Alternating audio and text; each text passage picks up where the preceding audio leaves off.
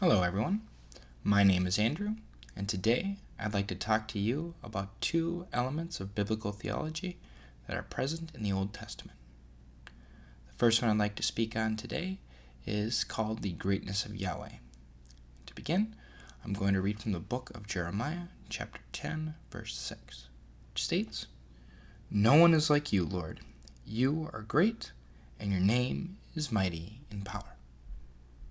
Now, through my studies in my Introduction to the Old Testament course, the greatness of Yahweh can be seen as the God who created the heavens and the earth and everything on it,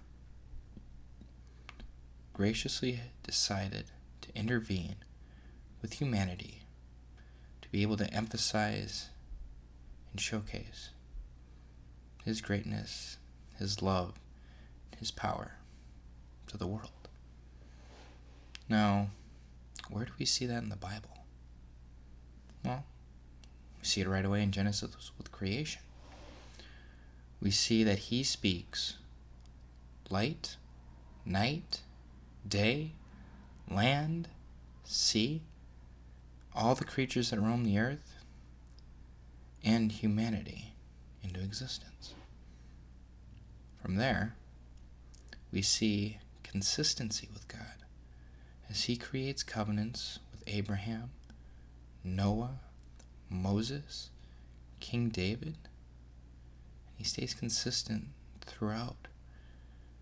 Even as humans fail and disobey God and turn away from Him, unless in times of need, God is always there for His people, to save His people.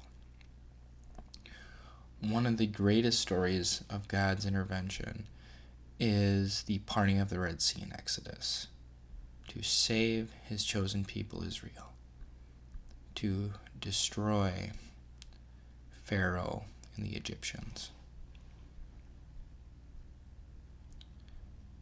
It is just awesome. From there, we also see Him save other believers of Him in Daniel, in Radshak, Meshach, and Abednego. We see David take down Goliath because of his faith in the Lord. And we see Israel destroy the inhabitants of Canaan and the Canaanites as God's promise to them for the promised land. Now, why is the greatness of Yahweh? Why single that out? Well, look at it this way. Besides the intervention, besides creating everything, look at how He interacts with His people.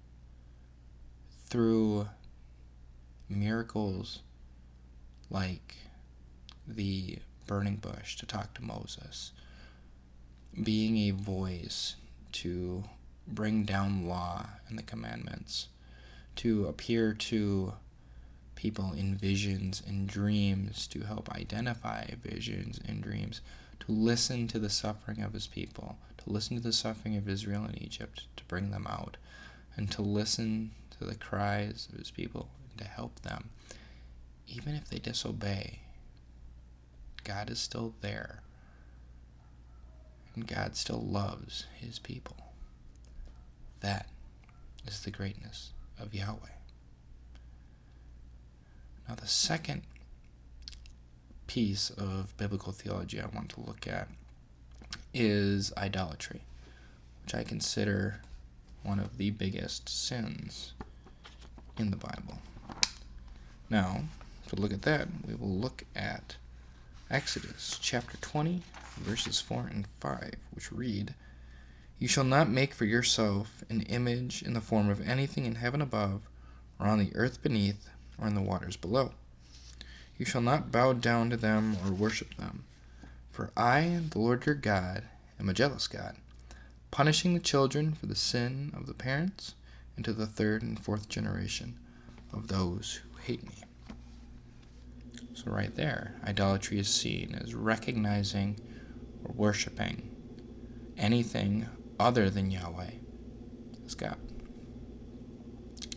And we see this right away after this commandment is given with the Israelites when they decide to erect a golden calf and worship that for saving them from Egypt.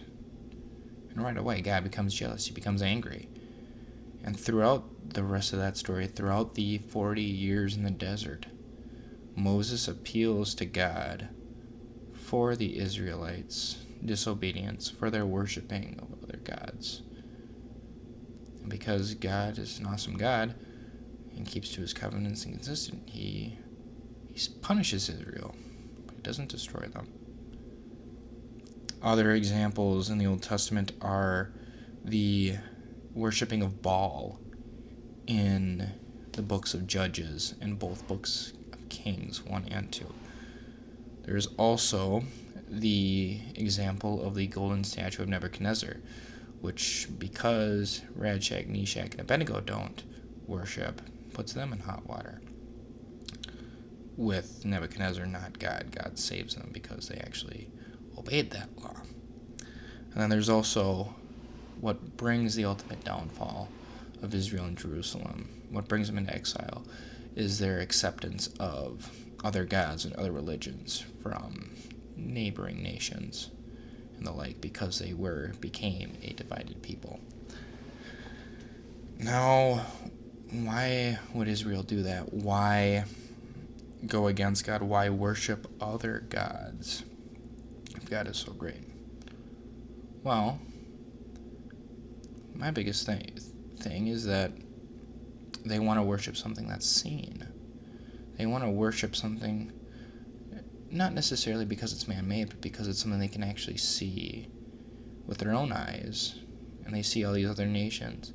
They see them worshiping for agriculture, weather, good luck for family, and all that. They see immediate results, and they feel that that's what they need. And especially as God punishes Israel for their disobedience, they question why they need to worship a God that punishes them when they see these other nations seem to get rewarded for worshiping to their own gods. But again, I think it's more so the need for seeing something that they can see versus something they believe. So I feel that is where this is important. Idolatry is something that is seen, not believed. Where God should always be believed, but doesn't always have to be seen. So those are two elements of biblical theology. In my next video, I will go a little more in depth as to how they are seen throughout the entire